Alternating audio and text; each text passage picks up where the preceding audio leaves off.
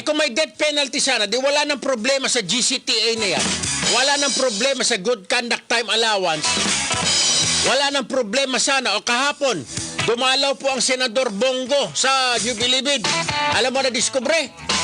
Ang ginagawa nilang passes, yung kunwari may sakit-sakit para mapunta sa mga ospital, sa mga private hospital dito sa Maynila.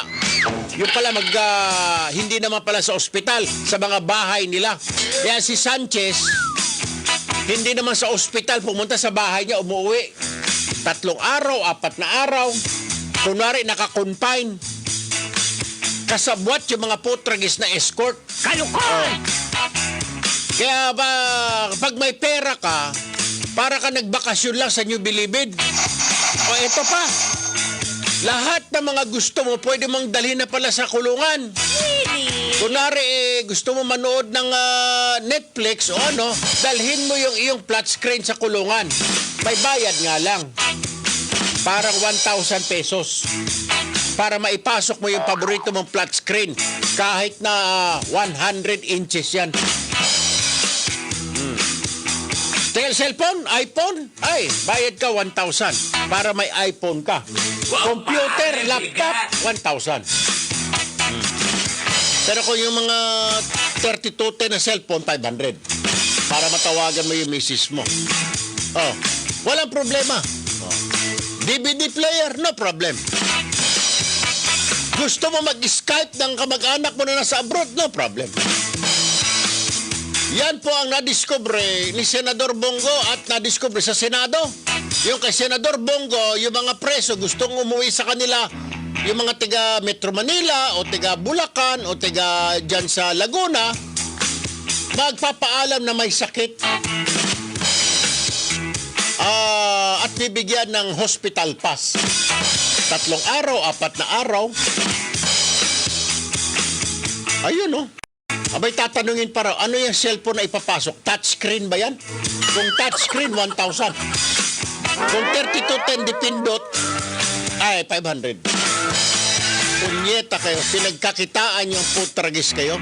Pinagkakitaan ninyo yung ating justice system. Wala na. Sobrang corrupt na itong putragis na bayan natin. Kahit saang level na yung korupsyon. Anak ng weteng. Kahapon, nakita rin ni Senador Bongo yung mga matatanda at nagtaka siya, napakadaming matatanda doon sa minimum security facility. Yan, no? Napakadaming matatanda. Nagtanong siya, bakit nandito ito? Sabi ng mga tatanda, sir, hindi pa po kami pinapalabas. Tapos na po yung mga sentensya namin. Naka 40 years na. Nandoon pa rin. Naka 40 years na yung mga tao. Si Sanchez, 25 pa lang, pinapalaya na. Kasi may pera. Itong mga ito, ni Singkong Duling, walang pera dahil iniwan na ng kanilang mga pamilya. Correct ka dyan. Ayan, no? Sa larawan, no? Nangaputi ng mga buhok. Hindi na makalakad. Anak kayo ng kangkong. Dapat, sabi ko na nga ipalit ulo. Lahat ng Bucor officials na yan, sila ang ilagay dyan. Yung gusto magpalaya kay Sanchez, sila ang ilagay 7 habang buhay. Pinagkakitaan ninyo ang putragis na mga ewan ko. Akala ko ang pagnanakaw ay nandyan lang sa BIR, sa Bureau of Customs, DPWH. Pati sa kulungan, ultimo preso. Kikikila ninyo, 50 mil para makalaya. Mga bastos! Bastos talaga. Ayaw kong kumandidato, minsan iisip-isip akong na tumakbo. Tumakbo bilang, ay Michael, kailan ba yung election sa homeowners namin? Anong araw ba yun? May election, Homeowners Association, Pangulo. Kailangan nila. Tatakbo ako. Michael, maggawa ka ng mga streamer natin, ha? Vote Erwin Tulfo. Pag ibinoto niyo ako, pagpasok niyo sa gate, di na kayo hanapan ng ID. Anyway, bayan, ha? Isa pa hong pag-uusapan natin, ito pa. Kaya nga sabi ko, kung hindi binibenta ang justice system natin, pinagkakitaan, ha? Yung mastermind sa pagpatay kay Congressman Batucabe ng Ako Bicol Party List ay pinalaya ni Judge. At kahapon nga nagpiyansa sa halagang 8.72 million. Walang kaabog-abog, bit-bit niya yung 8.7 million. Dalawang sako yata na pera yun. Wow! Ang lupit 8 million eh. Oh. Ibinayad doon sa piyansador. Ngayon nakalaya na ngayon si dating Mayor Baldo na mastermind sa pagpatay kay Batucabe. Despite the fact na 4 katao ang hinunguso siya na siya ang nag-utos na patayin si Batucabe. Alam mo sabi ni Judge, kasi pag murder, no bail recommended. Bakit niyo naman nasabi, sabi niya doon sa prosecuting fiscal, na ito ang pumatay si Mayor Baldo? Bakit nandoon ba siya sa crime scene? Bobo ka! Ito pa ang tanong. At saka yung baril na ginamit, hindi naman niya baril ang ginamit. Ayun ang sinabi. Ayun ang sinabi. Wala raw si Mayor Baldo sa crime scene. Hindi niya baril yung ginamit. Judge, sino pangalan ng judge ito? Judge Lucaliano ba yun? Hindi, ano ba yun? Judge Teresa Alukilan. Ma'am, Your Honor. Your Honor. Kailangan po ba ng mastermind doon sa crime scene? Kaya nga po siya mastermind judge, ay meron siyang kinuhang gunman, gun for hire. Si mastermind, hindi po siya yung bumabaril, ma'am. At hindi niya kailangan sa crime scene, judge. Kaya nga, mastermind eh. Walang iniwan yan, Your Honor, doon sa ampatuan, matandang ampatuan. Siya yung mastermind, wala siya doon sa crime scene. Pero sinampahan ng kaso ng murder. Ma'am. Number 2, ma'am, yung sinasabi mong baril, hindi baril ni Baldo. Natural, ma'am, yung gunman may baril.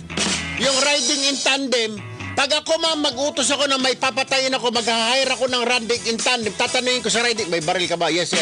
O, ito, 10,000, upakan mo si Tungas, anak ta. Ito ang litrato. Oh. Ganon yun, ma'am. Oh. Order! Anong order mo, ma'am? Oh, no! Sus Mariusip. Ay, pinakawalan. Ngayon po, ay nakakagala na ngayon dyan sa Legazpi Albay, ay sa Daraga Albay, si Judge, si Mayor Baldo. Anak ng baka. Mahina raw ang ebidensya, sabi ni Judge, kasi nga, hindi raw napatunayan ng prosecuting fiscal na nandoon sa crime scene si Mayor Baldo. Mastermind nga po, ma'am eh. At saka yung baril na, yung ballistics, yung bala, hindi tugma doon sa bala ng baril ni Mayor Baldo. You make me laughing! Ayun ang sabi na gagawin natin. Yun ang sabi ni Judge Teresa Luciliano. Luciliano? Ay, nako Diyos ko po, ano nangyayari sa ating bayan. Kailangan na talagang rebisahin ang mga batas na ito. Dati hindi ako naniniwala yung mga sinasabing hoodlums in robes. Marami pa pala yan. Kawawa naman ang Tatay Digong, marami pang trabaho na gagawin. Diyos ko po. Ay, public service. Mga ginang ng nabiyuda ng mga pulis, kanila mga mister na pulis, na higit 20 taon sa serbisyo pero pumanaw na, pinutol daw yung kanilang pensyon. Wala na. Bawal yan! Nung matigok si Mister, tigok na rin yung kanilang pensyon. Ay, yun sinasabi. Humingi nahingi ng tulong. Ganun-ganun na lang ba daw yun? Ay, mamaya ilalapit ho natin sa Philippine National Police ang issue na ito. Anyway, bayan, yan po ang mga pag-uusapan ho natin. Tutok lamang. At kung kayo po ay warning po namin, kung kayo po ay may mga high blood, may mga alta presyon, mataas ang inyong sugar, cholesterol, Mag-ready po kayo ng mga bawang at mga ampalaya. Baka atakihin ho kayo sa galit. Diyos Mariosep. Punong-puno ng problema, pala tayo magagawa. Pasensya na ho kayo. Ito ho'y nilapit lang naman sa akin, yung kay Congressman Batucabe. Kaya muntik ako nalaglag sa upo na mga panood ko sa TV na palakad-lakad na si Mayor Baldo. Yung mastermind kaya sa pagpatay kay Batucabe. Mahiyak sa balat mo! Pero nabuisit ako at sinambunutan ko yung sarili ko kagabi. Nung malaman ko, nabalitaan ko, nung bumalik yung ating reporter sa Pangasinan, tatay, tsuhin, pinsan, ginahasa yung 16 anyos na dalagita na may diferensya sa pag-iisip. Kaya sabi ko, panahon na ipasa ang death penalty. Panahon na. Mamaya, pag nakausap natin si Senador Bongo, sabihin ko na ipasa na yan death penalty na yan. Wala nang dahilan pa na hindi palusutin yan. Dumadami ang kampo ni Lucifer. Oo. Kita mo yan? Saan ka makikita niyan? Anak mo gagasain mo? Pamangkin mo gagasain? Pinsan mo? Demonyo! Anak na. Sinabi ko na nga kung gusto niya ng ganyan, pumunta kayo dito sa Maynila. Marami dyan sa Quezon Avenue. Ayun talaga ang trabaho nila. Anak ka ng kaysa dyan na wala namang kamuwang-muwang yan. Walang isip, gagasain mo. Ikaw, tatay, anak ka ng... Anak mo? Re-rapin mo? Tragis.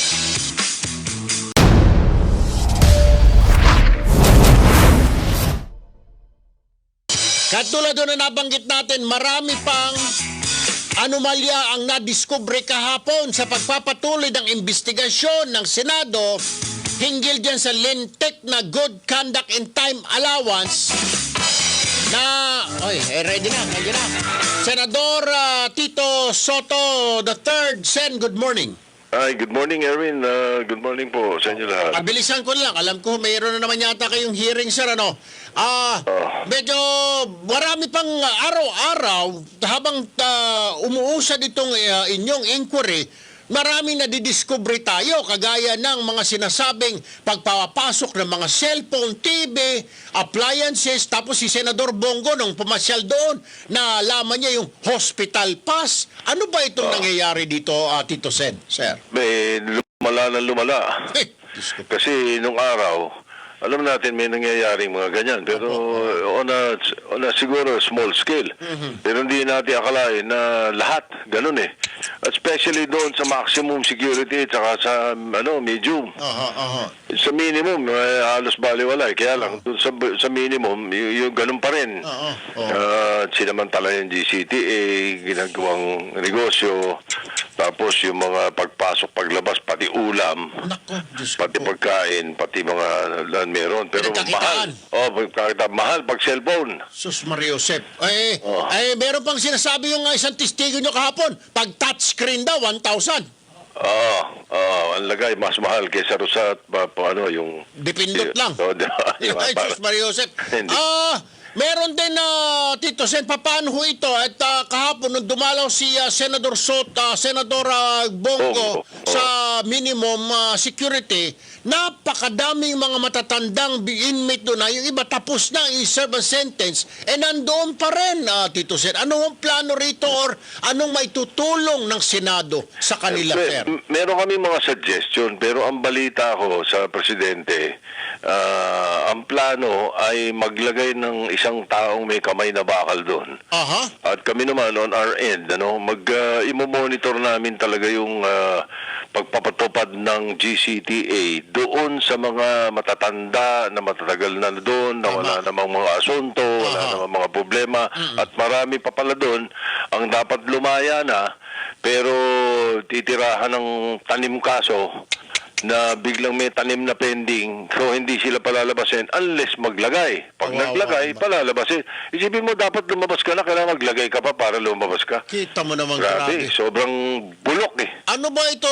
Buti, alam mo sir, I don't know kung this is a blessing in disguise na somebody discovered this, itong ganitong anomalya na napaka lala na palang korupsyon dyan, napaka bulok pala dyan. Mantakin mo Sobra. preso, peperahan mo pa, Jesus Maria. Oo nga. Tapos, ang isa sa mga natuklasan natin dyan, bukod sa dapat, pagpirma ng,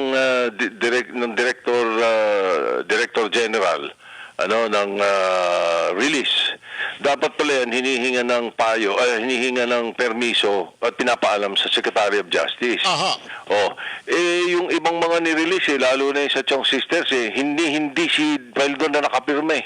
Ah! Hindi. Oo. Yung si babae. Marquez, at saka yung authorized daw siya nung kung anong board yung sinasabi.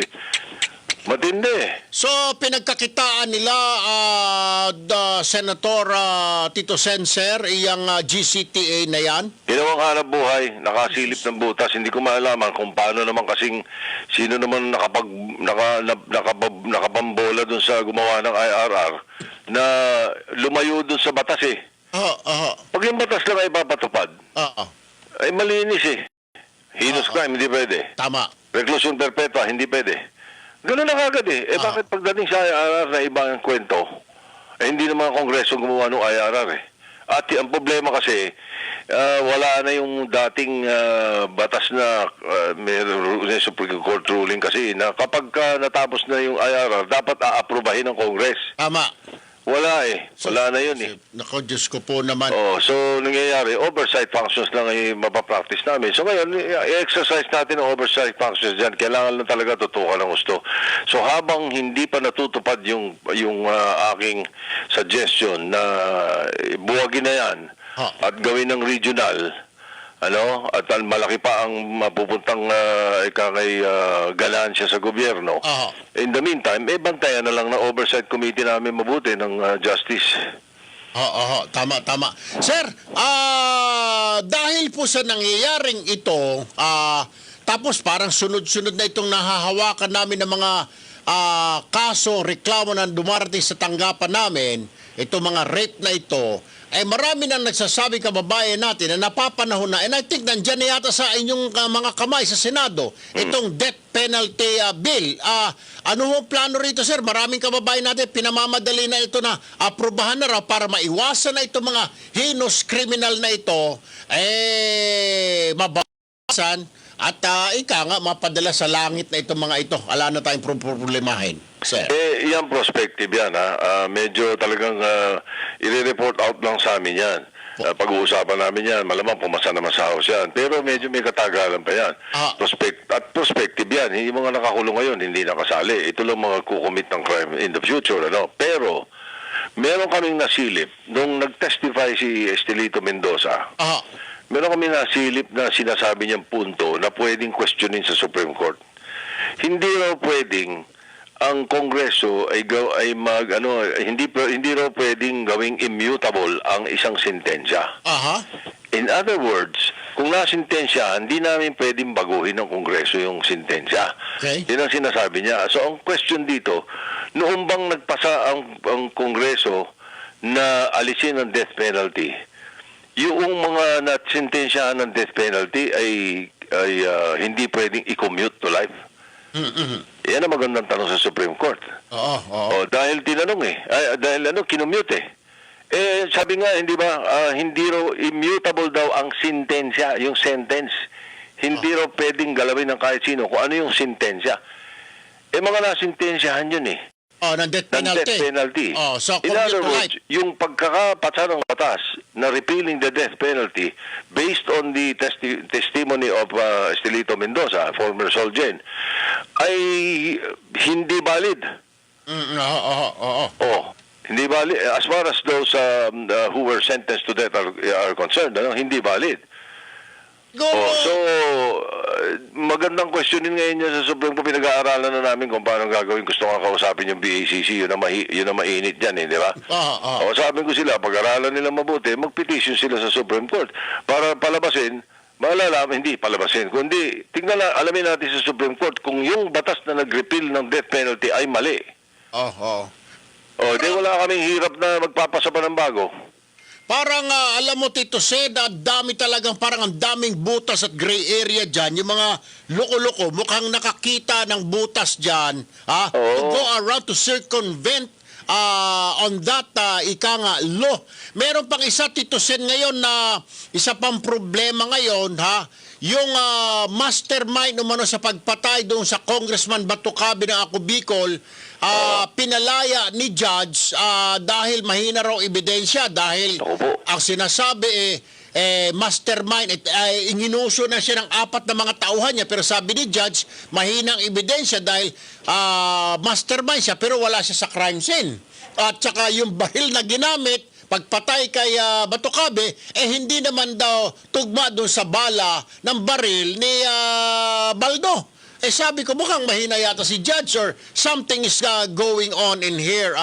Ito siguro talagang high time na silipin ng ating mga mambabatas, legislative officials na reviewin itong mga bataso na ito, at ito Sen. What do you think? Yung mga basis na ito, pwede. Dapat yung Committee on Justice namin, may panghimasukan na rin yan. Ano yung mga basis na ginagamit para dyan?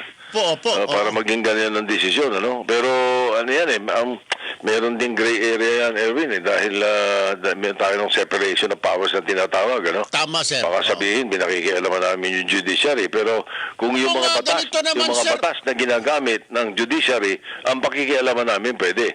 Pero yung kanilang perspective, hindi namin pwede pakialaman. Ganun pa man, siguro pwede tayong manawagan sa Department of Justice na i-review mabuti yung mga kilos na yan at saka sa Supreme Court. Kasi the courts are under the Supreme Court. The prosecutors are under the DOJ. Tama. So, siguro yun ang mga panawagan na gagawin natin ngayon. Anyway, Tito Sen, mukhang mahaba-haba pa itong hearing na ito, inquiry nito in aid of legislation. Mga tansya niyo, sir, mga ilang linggo pa ho ito. Palagay ko, mga at least mga 1 o 2 hearing pa. Mario, and then we can come up with something para... ang gagaling plano, sir? I-suspend muna itong GCTA na ito? Hindi kailangan i-suspend kasi dapat naman yung mga dapat makikinabang. Ayusin lang ang pagpapatupad. Yung execution ang dapat ayusin. At yung mga nag-surrender, na talaga namang sabihin hindi sila heinous crimes. At hindi illegal yung kanilang pagkaka-release. Pwede na silang i-release uli. Huwag sila magkalala doon sa mga ganon na problema. Ang dapat magkalala dyan, yung mga hindi dapat ni-release, yung naglagay. Ang maganda nga yan, sumigaw na sila pinakamaganda, kaya lang, dami daw takot halos lahat daw takot, sabi nung preso na kausap natin, di ba? Yun lang, binunot lang namin, kaya nagsalita. Kung di namin binunot yun doon, magsasalita ba yun? Ang problema dyan, Tito Sen, mayroon akong informante, kung ano raw yan, markado na raw yan, kaya siguro medyo ilayo ho ninyo at bantayan ho ninyo dahil baka trabahuin daw yan ng ibang mga pangkat, Tito Sen. Oo, papatayin nila yan. Pero hindi namin papayagan niya mangyari dyan. Ang mabigat yung Sergeant at Arms ng Senado, yung OSA, Office of the Sergeant at Arms, mabigat yun. Right. Tito Sen, Senate President Tito Soto III. Sir, maraming salamat. Magandang umaga. Mabuhay po kayo. Sige, mabuhay kayo. Sus Mario, Sir, gusto po naman. Ito mo naman yung katarantaduhan na yung bayan. Saan ka naman makakita niyan?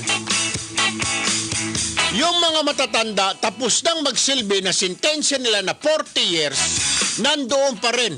Nakita mo nga, Maiko, yung mga naka-wheelchair. Aabutan nila ng kamatayan.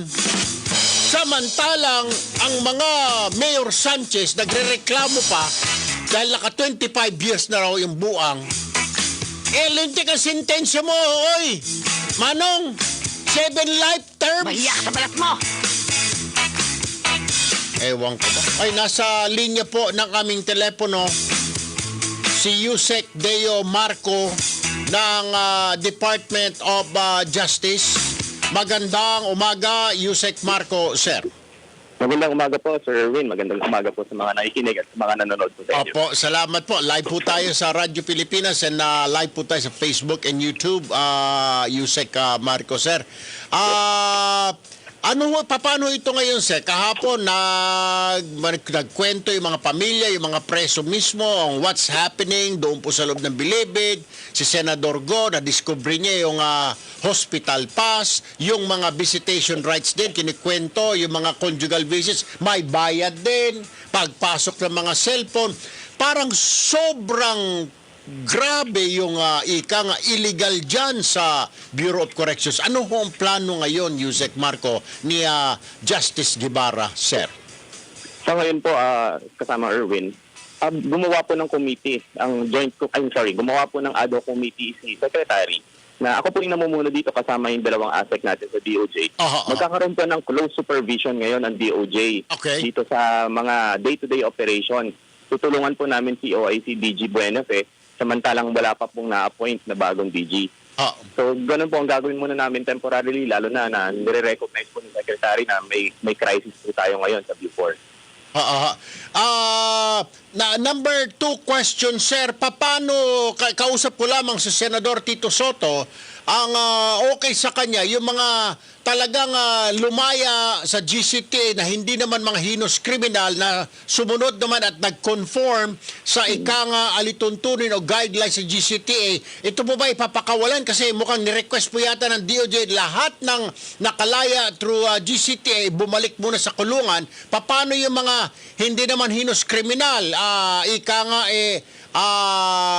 Pero pasok sila doon sa guidelines ng GCTA. Hindi naman sila naglagay. Paano sila ngayon? Sila ho ba ipapalayain din? Anong magiging siste? Ang totoo po niyan, hindi lang po yung mga nag-benefit sa GCTA ang nagbabalikan. May mga nagbabalikan po na kahit mga acquitted na, kahit po yung mga paroli, nagbabalikan po sila dahil sa takot, dahil dun sa sinabi po ng ating presidente. Ang gagawin po ng Bucor ngayon, ipaprocess na lang din po sila, no? So, kung they will undergo kung anong ginagawa doon sa mga nagbalikan na surrenderies na nag-benefit sa GCTA, at pag nakita po nila na talagang hindi naman sila nakalumabas or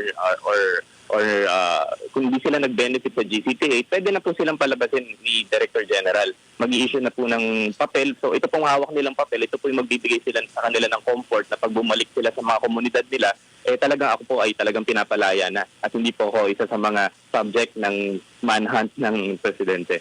Sir, panghuli na lamang kahapon, dinalaw po ni Senator Bongo yung minimum facility ng New Bilibid Prison dyan po sa Muntinlupa. Ang nakita niya and he was really saddened when he saw na napakadaming mga matatanda. Karamihan dito, they already served out their sentence or 1 year, 2 years na lang dun sa life sentence nila, nandyan pa rin sa Bilibid. Ito po ba ay ipa-fast track din ninyo na makalabas so ito mga matatanda na ito na may mga sakit na gusto lang nilang mamatay nilang doon sa kanilang probinsya o kanilang tahanan, Yusek? Pinapor na ang mga, lalo na yung mga may sakit at mga medyo may edad na po, kailangan po silang i-prioritize sa pagpaprocess ng mga releases. So alam naman po nila yon. Ang sinasabi po ng Bucor, ginagawa naman po nila at sinusunod naman nila ang batas. Nagkakataon lang po ay masyado lang po talagang marami at hindi lang po natutupad masyado yung first in first out policy dahil may mga iba na wala pa yung mga karpeta sa kanila. So inuuna na lang po nila yung mga available na nasa kanila na mga matatanda, elderly at mga may sakit. Pwede po bang i-fast track ito, Yusek Deo, sir? Ito mga matatanda, ito mga nasa litrato kausap ni Senador Bongo na yung iba nagda-dialysis, yung iba naka-wheelchair na lang.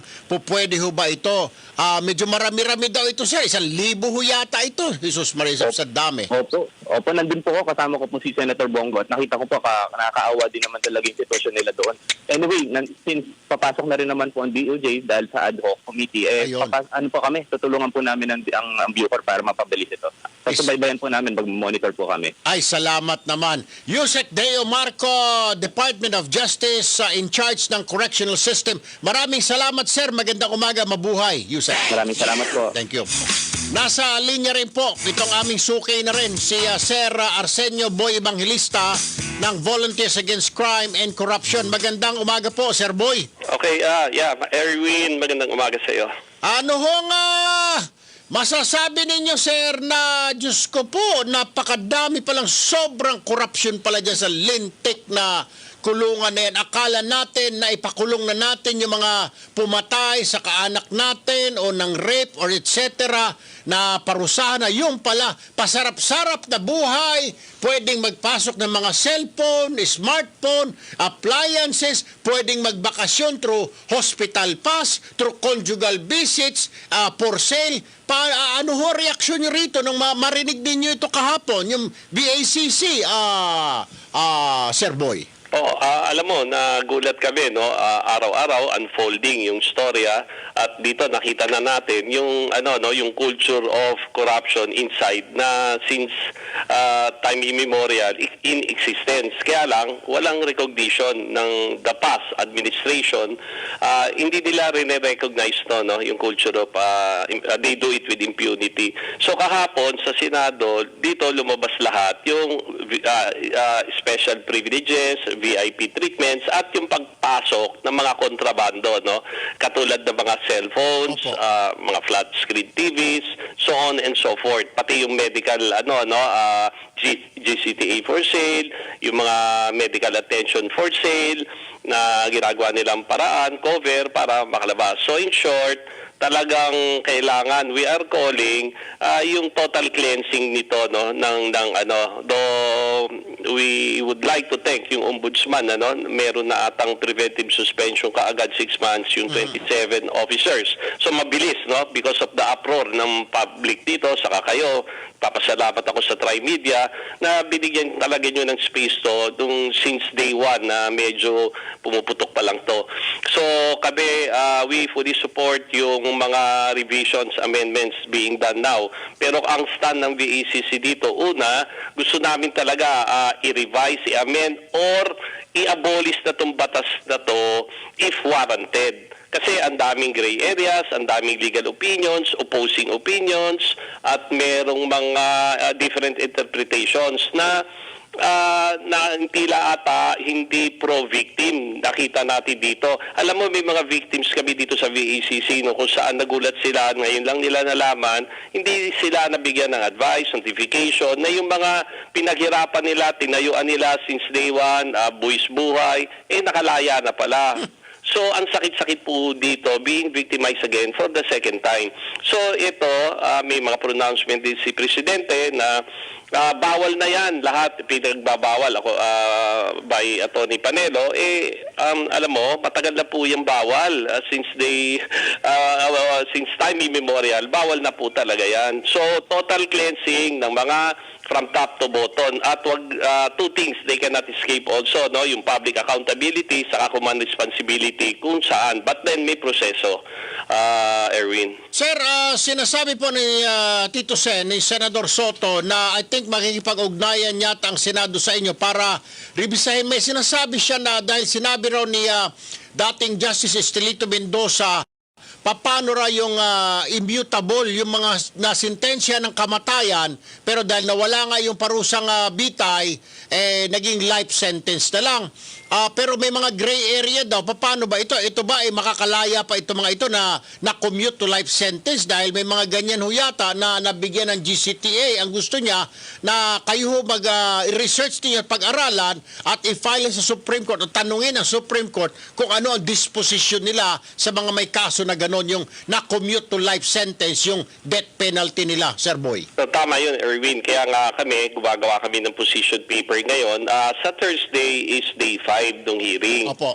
Pero in the process, meron na kaming round table talks, meron na kaming mga suggestions regarding this, no, kung ano ba ang gagawin dito. Una, katulad ng example, no, yung isolations ng mga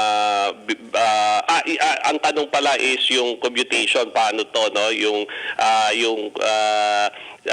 service of sentence is 40 years since walang death penalty, 40 years. Ang amin doon, yung implementing rules and regulation, it makes it automatic. Pag 40 years ka, we stand by it na hindi ka eligible sa GCTA in the first place. So nakita natin dito, ang score ni Mayor Sanchez, 100% Talagang summa cum laude siya, no? Pero nakita naman natin yung mga violations niya, walang good behavior in the first place. So it is again subject sa abuse and prone to corruption. Yun ang gusto natin tanggalin. So yun yung mga recommendations namin, idadalhin namin. Tapos yung, again, yung commitment centers, no? Congested, sinasabi nila. So this is the time na impose na nila, ibalik nila ang death penalty para ma-decongest for heinous crimes, yung mga crime with violence, recidivists, escapists, yung mga talagang hindi mo na marireform, no? Correct. Pangalawa, yung sinasuggest ni Good Senator Mig Subiri to yung pattern nga, no? Sinabi ko nga yun na yung Alcatraz, no? Similar to that yung sa US, North America. Remember, ang ating bansa is consisting of 7,000 plus islands, no? Na wherein we can put high value targets, no? I-categorize natin depende sa gravity ng krimen nila. Ito, drug lords to, isolate mo to.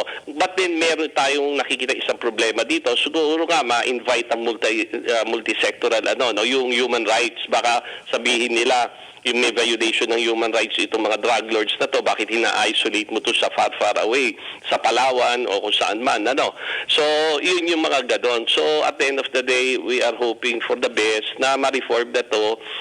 Kami, we believe, life is sacred, especially, and we believe sa reformatory kung yun ang sinasabi nila, but only to lesser crimes. Pero pag pumapatay ka, sinusunog mo yung biktima mo, Right. multiple stab wounds like 50 stab wounds, massacre, so on and so forth.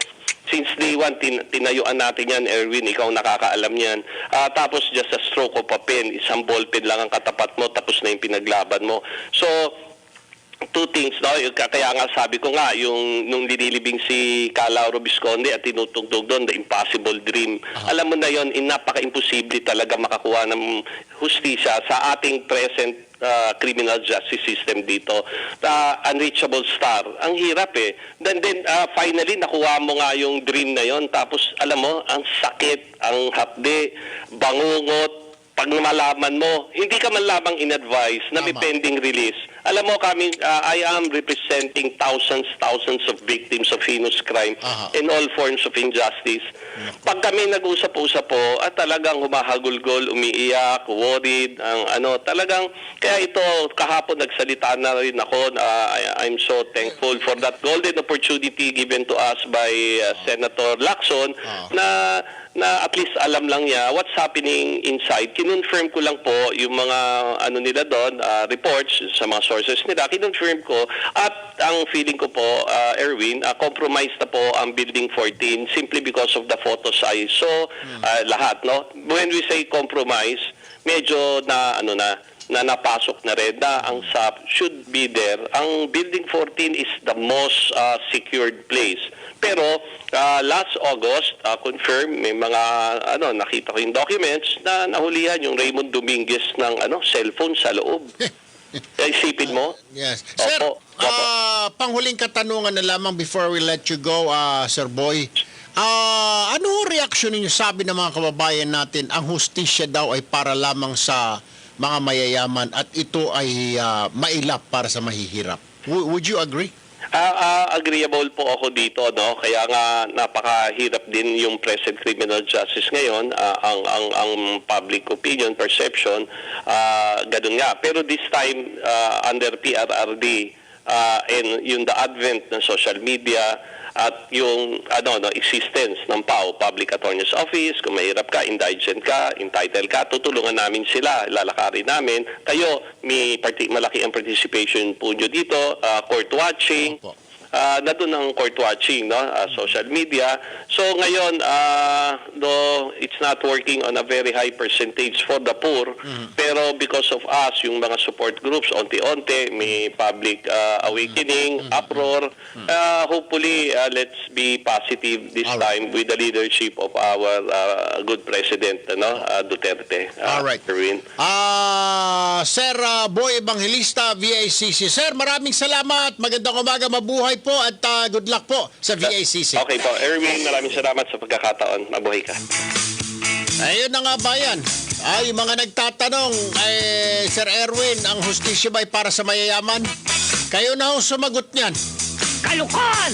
Kita mo nga naman yan. Paano naging, ang sample, si Mayor Sanchez? Paano namang naging good conduct time allowance yun? Nahulihan ng droga, pati yung rebulto ni Mama Mary, ginamit pa niyang taguan ng shabu. Demonyo! Talaga, Sus Maria Josep, hindi na natakot. O paano mo sasabihin na good conduct, bigyan ng good conduct time allowance si Sanchez? Dahil nagdusa na. Ano pinagdusahan? Hindi nga nagbago eh. Number 2, 7 habang buhay. Sasabihin, pwede namang sabay-sabay yun isa-serve.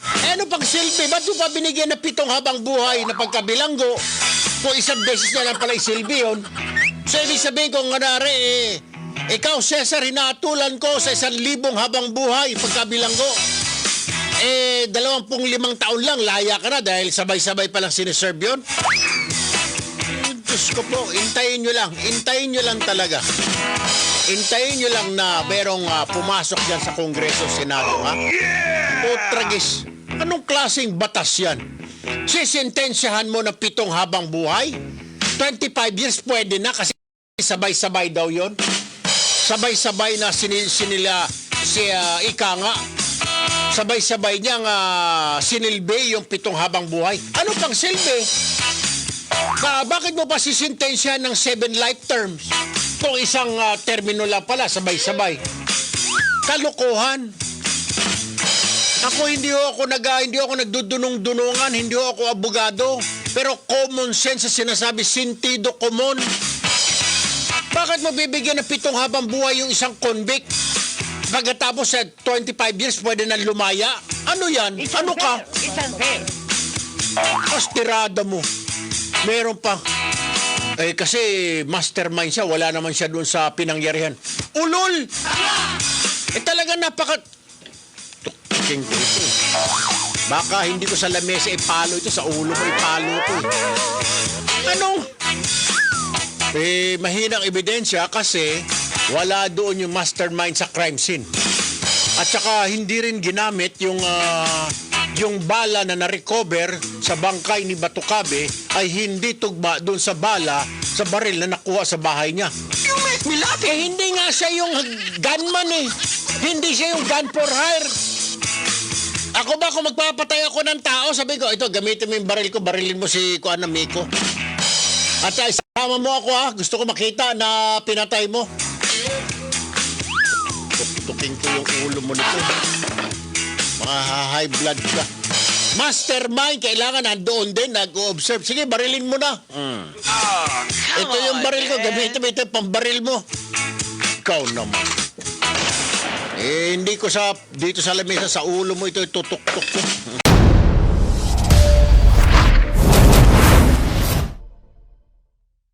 Okay,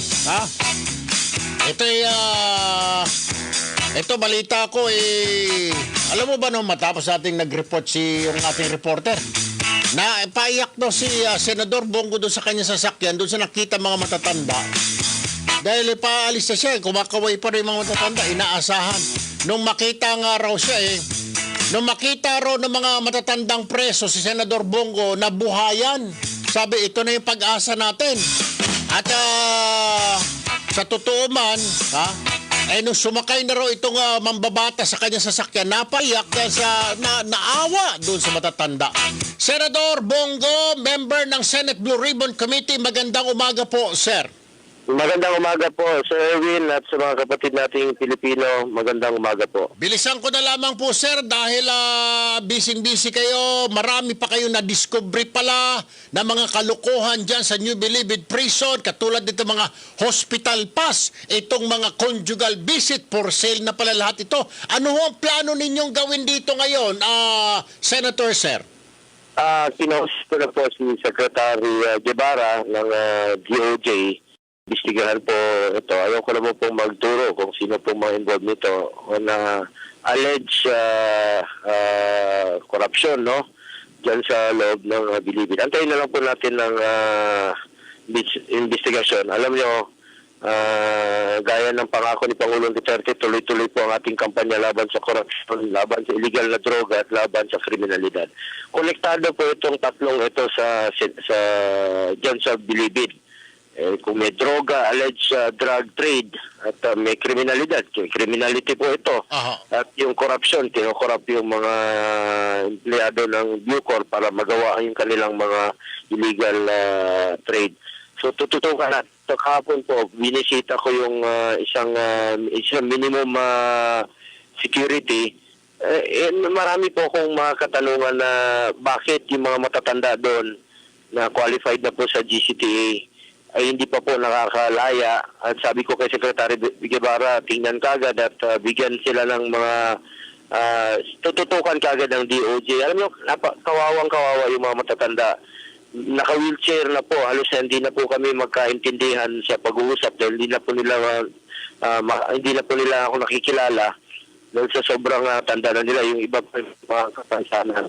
Sabi ko, gamitin natin yung mga hospital. Sa may mga kapansanan, wag po natin gamitin ito sa illegal na drug trade, yung sinasabi nilang hospital pass.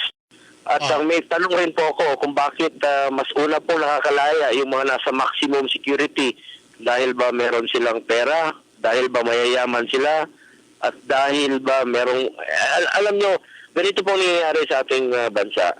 Kung sino po yung may pera at merong koleksyon at may kakilala, yun po tumatakbo yung mga papeles nila. Ito naman po halos walang pambayad ng pang-Xerox, yun po yung natutulog nila na mga dokumento. Ayusin po natin ang ating sistema kundi wala pong mangyayari sa atin. Nakarating na po ba kay Pangulo ito? Naisabi niyo na po ba yung inyong obserbasyon kahapon? Ano ang reaksyon ng Pangulo kung naibulong niyo na sa kanya? Opo, nakarating na po kay Pangulo at nabanggit ko po sa kanya. Sinabi niya tatanggalin niya po lahat ng mga involved po dito sa GCTA at papaimbestigahan niya lahat. At upo yung next in rank for the meantime na under investigation po sila. At balita ko po ay nasa ombudsman na po na pumataw na po sila ng preventive suspension sa mga ilang opisyal na involved po dito sa releases ng GCT. Antayin na lang po natin ang magiging resulta ng investigation rin po ng ombudsman. For the meantime, relieve po silang lahat. Yun po ang decision ng ating Pangulo. Last two questions, Sen. Paano po yung mga humingi ng tulong ng mga matatanda sa minimum security na palayain sila iparating kay Pangulo sa tulong ninyo na makauwi na sila sa kanilang mga tahanan dahil they already served out their sentence? Paano po ito? Anong aksyon po ninyo? Ano po ang aksyon ng Pangulo, Sir? Kausap ko po si Secretary Guevara at nabanggit ko po sa kanya na kung sino po yung mga qualified ay baka pwede na lang niyang mapasikaso yung mga papeles nila at mag-perform yata siya ng task force dito para tututukan po yung mga kaso nila.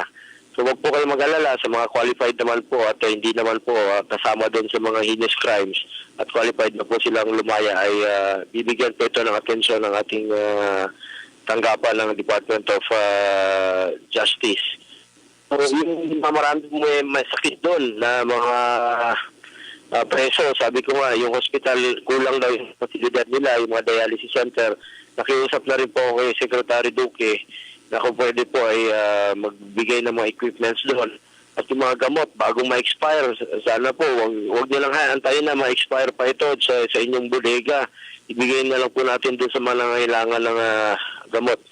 Sir, panghuli na lamang, last week po may lumapit na asosasyon po ng mga kumadrona at saka mga lying-in clinic sa aming tanggapan dahil alam niya ho na nagkakausap po tayo. Lumapit po sa akin para ilapit daw sa inyo problema nila, yung executive, yung Depart Administrative Order 26-2019 ng DOH na bawal na sila magpaanak para doon sa mga ina na firstborn at saka doon sa mga anak na pang-apat, pang-lima na nilang anak, hindi na sila po pwede. Sabi nila, sir, sa mga probinsya, sila lang po talaga ang takbuhan. Paano raw ho ito? Kaya gusto nilang lumapit to sa inyo para maipaliwanag kay Secretary Duque na inaalisan daw sila ng kita nitong administrative order na ito na nagbabawal sa kanila magpaanak doon sa mga first-time mom at saka doon sa pang-apat na anak, pang-lima, hindi na sila pwede magpaanak, sir. Ito po yung gusto nilang ilapit sa inyong tanggapan dahil kayo raw po ang chairman ng Committee on Health sa Senado, Sen. Ito ba yung mga lying in po ang tinutukoy ninyo? Yes, sir. At saka Kumadrona, sir. Asosasyon ng Kumadrona, pumasyal ho dito sa aking tanggapan sa Quezon City at alam nila, hindi raw sila dahil busy ho kayo, nahihiya rin sila. Ang ginawa ho, nilapit sa akin para itawag ho sa inyo dahil naririnig daw nila na nag-uusap tayo sa radyo. So, nilalapit ko ho sa inyo ngayon itong kanilang concern, Sen. Antayin, kunin ko po yung mga detalye at contact nila. Kikita naman po kami ni Secretary Duque. Hello, sir? Ako, naputol. Oho. Anyway, tawagan niyo ulit. Naputol na si Senator Bongo. At least parating natin sa kanya. Tignan niyo kung mabalik ulit sa ere si Senator Go. Anyway, doon sa mga may kamag-anak na mga matatanda na ho dyan na malapit na lumaya. Ilalapit na ho raw ho yan. Nilapit na nga kahapon actually Senador Go sa DOJ. At maging ang Pangulo ay nakarating na sa Pangulo yung kalunos-lunos na sinasapit ng mga matatandang preso dyan sa New Bilibid Prison. Okay, nako. Oras alas 11:21. Ayun. Alright, sir, ayun na nga po. Sir? Opo, good. Yes, sir. Nandito na po ako. Sir, yung nga yung sa mga Kumadrona, sir, naputo lang ho kayo. Ano ho yung mensahe ho ninyo sa kanila, sir? Kunin ko yung detalye at kukontakin natin sila. Ngayon, magkikita naman kami ni Secretary Duque. Opo. At kakausapin ko siya tungkol dito kung paano natin kung kailangan pong ako yung magpagitna sa inyo. Opo. Ako po magpapagitna. Nako, talagang hindi ho sila nagkamaling lumapit at kayo ang nilapitan rather than sa DOH. Senator Bongo, sir, maraming salamat. Magandang umaga. Mabuhay po kayo, sir. Maraming salamat, sir. Sa mga kapatid kong Pilipino, mahal ko po kayo. Salamat. Bueno!